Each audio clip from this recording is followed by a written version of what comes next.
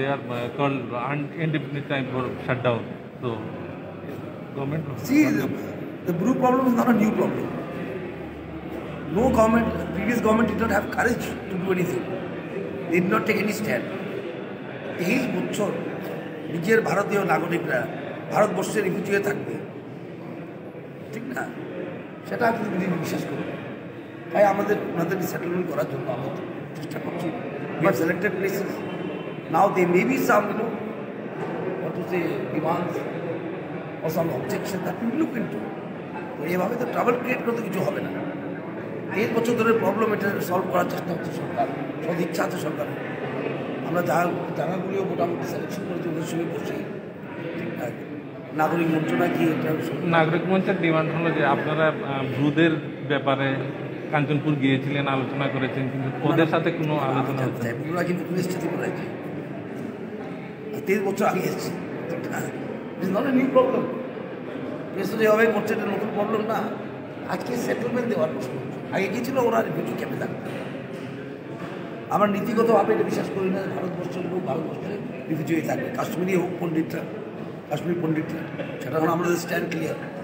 আমাদের এরকম পার্টি আছে, আমরা সবসময় স্ট্যান্ড ক্লিয়ার। এখানে একরকম স্ট্যান্ড আর এখানে একরকম স্ট্যান্ড, পাঞ্জাবে এক স্ট্যান্ড, ঠিক না? আবার কি বলে পশ্চিমবঙ্গে সিপিএম কংগ্রেস মিলে লড়াই করবে, বিহারে করবে সিপিএম কংগ্রেস মিলে, এভাবে স্ট্যান্ড বিজেপি নেয় না। বিজেপির ওয়ান সিঙ্গল স্ট্যান্ড, ভারতীয় নাগরিক ভারতবর্ষের মাটিতে করতে পারে। সুতরাং আমরা স্ট্যান্ড নিয়েছি, সেটা ন্যাশনালিস্টিক স্ট্যান্ড, রাষ্ট্রপতি স্ট্যান্ড নিয়েছি। এটাকে বিরোধী করা আমার মনে হয় উচিত না।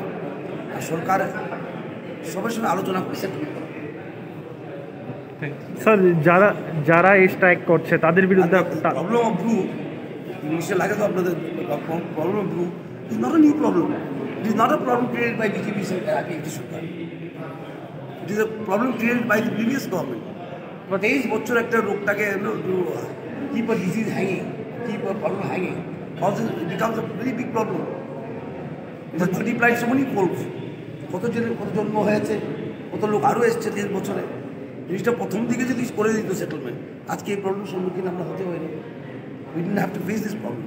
This problem is created and sustained by whom and for what reason? সেটা দেখা দরকার প্রথমে।